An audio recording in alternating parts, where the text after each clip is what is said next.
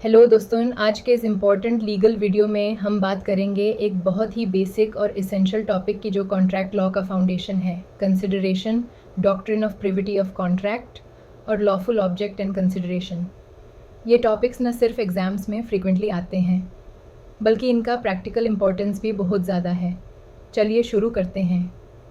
Part 1, consideration क्या होता है। सबसे पहले समझते हैं कंसिडरेशन का मतलब। लॉ के लैंग्वेज में कंसिडरेशन का मतलब होता है क्विड प्रो क्वो, यानी कि समथिंग इन रिटर्न।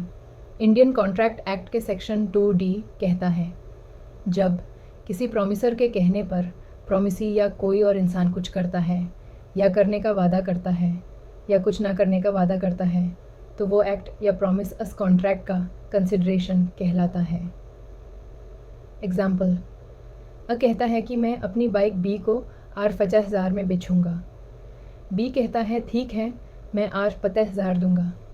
तो यहाँ ए का promise to give the bike और बी का प्रॉमिस टू पे R50,000 दोनों एक दूसरे के लिए कंसिडरेशन है। Essentials of valid consideration. 4 main points याद रखो। प्रॉमिसर की डिज़ायर से होना चाहिए।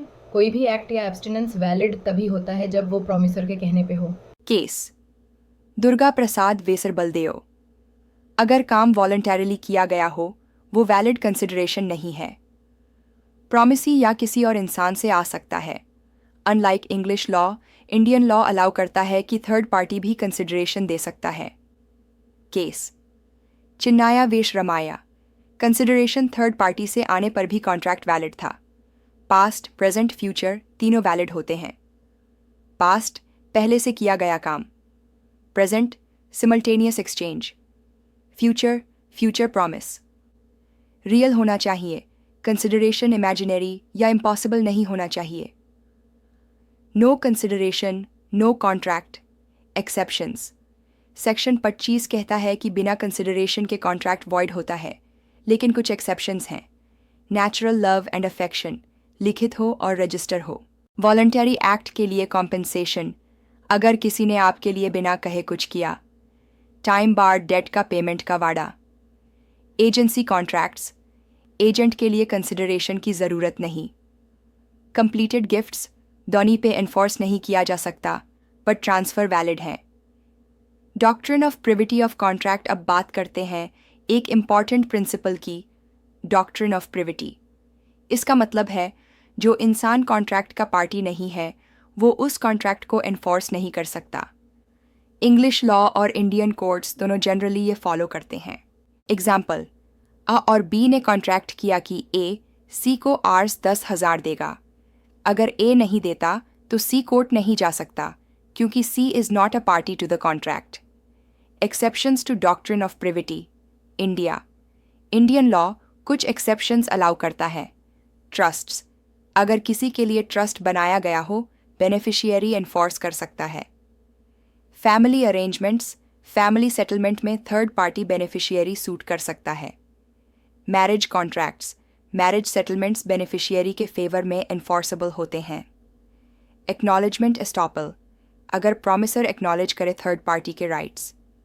Assignment of contract, assignee enforce कर सकता है। तो याद रखिए, normally only parties can sue, but in special situations third parties भी एनफोर्स कर सकते हैं।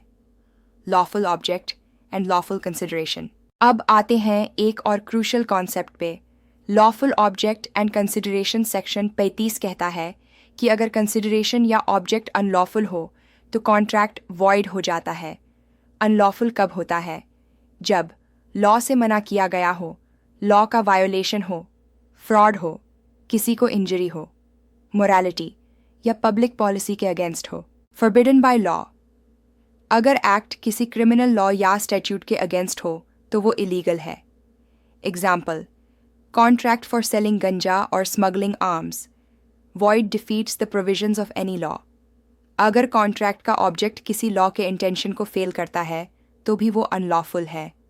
एग्जाम्पल, ब्लैक मनी को वाइट करने के लिए फेक सेल डीड बनाना फ्रॉडुलेंट ऑब्जेक्ट। अगर किसी काम का इंटेंशन फ्रॉड है, जैसे कि किसी को गलत डॉक्यूमेंट से फंसाना, तो वो अनलॉफुल है। इंजरी टू पर्सन और प्रॉपर्टी, अगर कंसिडरेशन किसी को फिजिकली या फाइनेंशियली हर्ट करता है तो कॉन्ट्रैक्ट इनवैलिड होगा। एग्जाम्पल, किसी को मारने के लिए पैसा देना, इलीगल, इमोरल और अगेंस्ट पब्लिक पॉलिसी। ऐसे काम जो सोसाइटी के मॉरल्स के खिलाफ हो। इलिसिट रिलेशनशिप के contract, marriage, broker contracts, public office बेचना सब इलीगल माने जाते हैं। Important case laws. Let's take a look at some case laws. 8. Gherulal Parakh वैसे महादेवदास मैया 1959। एससी ने डिसाइड किया कि स्पेकुलेशन कॉन्ट्रैक्ट्स अगर इमोरल या इलीगल ना हो तो वैलिड हो सकते हैं। 2. Piers वीजर brooks 1866। प्रोस्टिट्यूट ने एक कैरेज रेंट पे लिया, कोर्ट ने बोला कि ऑब्जेक्ट इमोरल था, कॉन्ट्रैक्ट वॉइड। 3. रतान चंद वे अस्कार नवाज जुंग 1991। कोर्ट ने बोला कि जो कॉन्ट्रैक्ट वीकर पार्टी को एक्सप्लॉइट करे वो पब्लिक पॉलिसी के अगेंस्ट है। इफेक्ट ऑफ अनलॉफुल ऑब्जेक्ट और कंसिडरेशन। अगर ऑब्जेक्ट या कंसिडरेशन अनलॉफुल हो, एंटायर कॉन्ट्रैक्ट वॉइड होगा। अगर वैलिड और इनवैलिड पार्ट्स सेपरेट नहीं किए जा सकते तो पूरा अग्रीमेंट वॉइड होगा। क्विक समरी चलिए एक बार रिवाइज कर लेते हैं। कंसिडरेशन हर वैलिड कॉन्ट्रैक्ट का बेस। पास्ट, प्रेजेंट, फ्यूचर सब वैलिड हैं। डॉक्ट्रिन ऑफ प्रिविटी सिर्फ कॉन्ट्रैक्ट के पार्टीज ही एनफोर्स कर सकते हैं, कुछ एक्सेप्शंस के साथ। लॉफुल ऑब्जेक्ट कंसिडरेशन हर अग्रीमेंट का सब्जेक्ट मैटर लीगल, मॉरल और पब्लिक पॉलिसी के कंपैटिबल होना चाहिए, नहीं तो अग्रीमेंट वॉइड हो जाता है। कंक्लूजन। तो दोस्तों, आज हमने समझा कि कंसिडरेशन क्या होता है और उसके बिना कॉन्ट्रैक्ट वैलिड नहीं होता, डॉक्ट्रिन ऑफ प्रिविटी का क्या मतलब है और कब थर्ड पार्टी एनफोर्स कर सकता है, लॉफुल ऑब्जेक्ट और लॉफुल कंसिडरेशन कॉन्ट्रैक्ट की वैलिडिटी के लिए क्यों इम्पॉर्टेंट है। ये टॉपिक थियोरेटिकल होने के साथ साथ प्रैक्टिकल भी है। एग्ज़ाम्स, इंटर्नशिप्स और कोर्ट प्रैक्टिस हर जगह ज़रूरी।